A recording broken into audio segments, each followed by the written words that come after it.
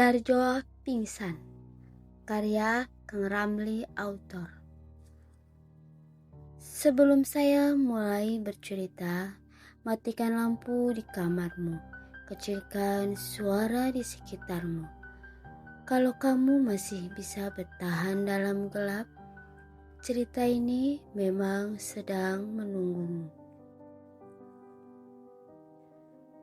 Malam setelah insiden penculikan oleh serintil hantu genit, Darjo benar-benar sampai batasnya. Tubuhnya yang sudah capek 7 hari 7 malam mengurus tim hantu yang semakin ramai. Sekarang ada Pocong Marni, Suster Ngesot, Bambang, Gendon, Tukemi, dan Serintil. Akhirnya dia protes dengan keras. Serintil masih genit-genitnya. Dia melayang dekat bangku reot sambil meniup telinga Darjo. Mas Jo, pijit bau yuk. Aku sangat ahli loh urusan pijit memijit, katanya dengan manja sambil jarinya menyentuh leher Darjo. Darjo yang sudah pusing campur ngantuk tiba-tiba merasa dunia berputar. Mbak, cukup, gue pusing. Matanya berkunang-kunang. Yang terakhir dia ingat adalah suara Ngesot, Suster Ngesot yang mendekat, lompatan Marli, ngorok Bambang, dan tawa Gendon yang menggelegar. Bruk! Darjo ambruk dari kursi reot.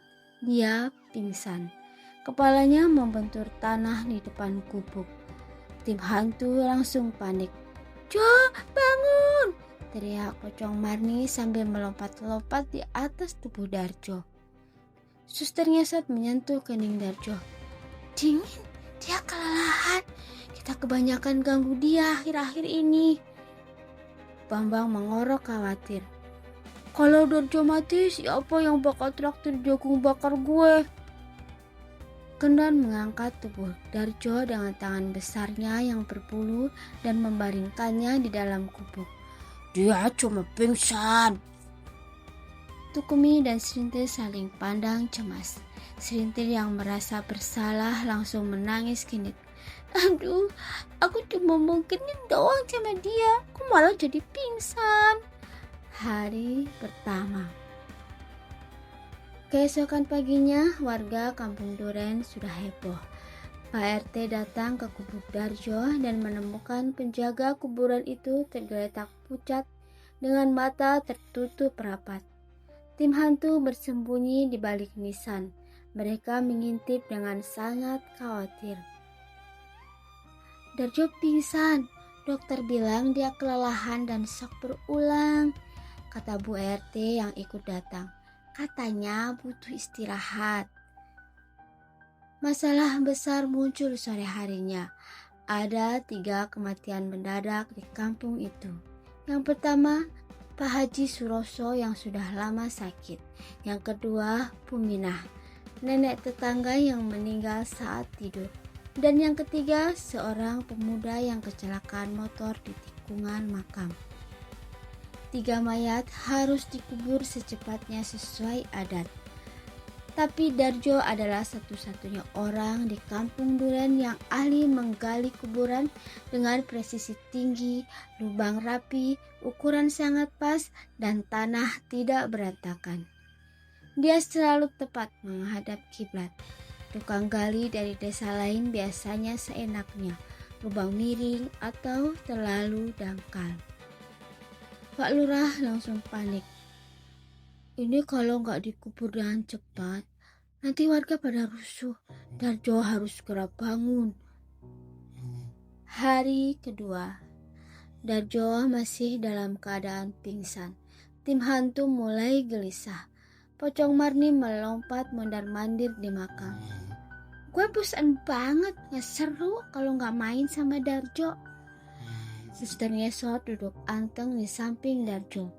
Serintil duduk genit di ujung kasur sambil mengipas-ngipas Darjo dengan daun pisang. Gendon dan Tukemi jaga di luar gubuk. Bambang ngorok sambil berjaga di sekitar. Pak Lurah akhirnya mengambil keputusan. Kita harus panggil Mbah Karman. Dia tukang gali kubur legendaris dari desa Karangrejo. Katanya kerjaan dia dalam menggali sangat cepat dan murah. Mbah Karman datang sore itu dengan membawa cangkul dan kereta dorong. Tubuhnya kecil tapi kekar, umurnya sudah 60-an. Dia langsung mulai menggali kuburan pertama untuk Pak Haji Suroto. Tapi begitu cangkul pertama menyentuh tanah makam, esot, Suster Ngesot muncul di belakang Mbah Karman. Rambutnya dikuncit merah dan bergoyang. "Mbah, lubangnya jangan miring dong. Darjo biasanya lebih rapi loh." Mbah Karman kaget. Cangkulnya jatuh ke dasar lubang. Setan! Belum sempat lari, Pocong Marni melompat dari balik nisan. "Halo, lubangnya harus pas 180 cm. Darjo selalu ukur pakai tali." Mbah Karman mulai gemetar. Dia mencoba lanjut menggali, tapi Bambang muncul berdiri 2 kaki di pinggir lubang. Dia mengorok sambil nunjukin giginya. Ngorok. "Tanahnya jangan dibuang sembarangan. Darjo suka pekerjaan yang rapi." Gendon muncul paling dramatis. Tubuh besarnya menutupi cahaya senter Mbah Karman. "Lo gali kuburan di wilayah Darjo. Berani banget lo. Udah bosan hidup ya?" Serintil melayang genit di depan wajah Mbah Karman. "Mbah, mending lo pulang aja deh. Nanti aku bakal nemenin Mbah. Itu juga kalau Mbah mau." Wajah Mbah Karman sudah pucat seperti mayat. Dia lari pontang-panting meninggalkan cangkul dan kereta dorongnya.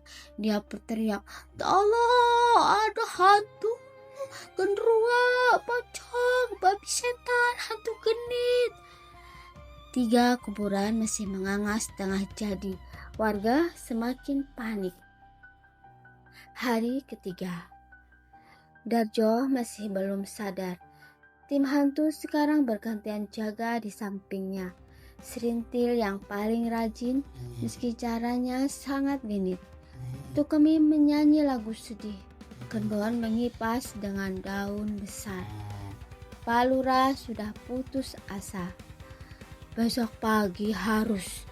Ketiga mayat ini harus segera dikubur. Kalau enggak, kita bakal kena musibah." Malam harinya, tim hantu berkumpul di kubur. "Kita harus bangunin Darjo," kata Gendon dengan tegas dan gagah. Mereka pun melakukan ritual untuk membangunkan ala hantu kampung Duren. Suster Ngesot nyanyi keras di telinga Darjo. Pocong Marni melompat-lompat sampai mengguncang kasur. Bambang ngorok di kaki Darjo. Gendon tiup angin hangat anyir. Tukemi tiup angin dingin dan Serintil cium pipi Darjo dengan genit sambil berbisik. "Bangun mas, nanti aku kasih hadiah spesial." Tiba-tiba mata Darjo berkedip. Dia terbatuk dan mulai bangun secara perlahan. Apa yang terjadi?" tanyanya lemah, suaranya serak. Tim hantu langsung sorak-sorai, versi hantu tentunya. Darjo mendengar cerita 3 mayat yang belum terkubur dan Mbah Karman yang kabur ketakutan. Dia mengusap wajah lelahnya. "Ya Tuhan, gue udah pingsan selama 3 hari, tim gue malah bikin onar lagi." Pagi harinya, Darjo yang masih lemah bangkit dengan bantuan tongkat.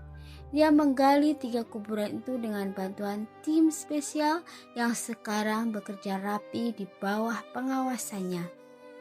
Lubang-lubang jadi presisi sekali lagi. Warga yang menyaksikan dari kejauhan, mereka takut mendekat, hanya bisa geleng-geleng kepala. Pak Lurah mendekati Darjo setelah semuanya selesai.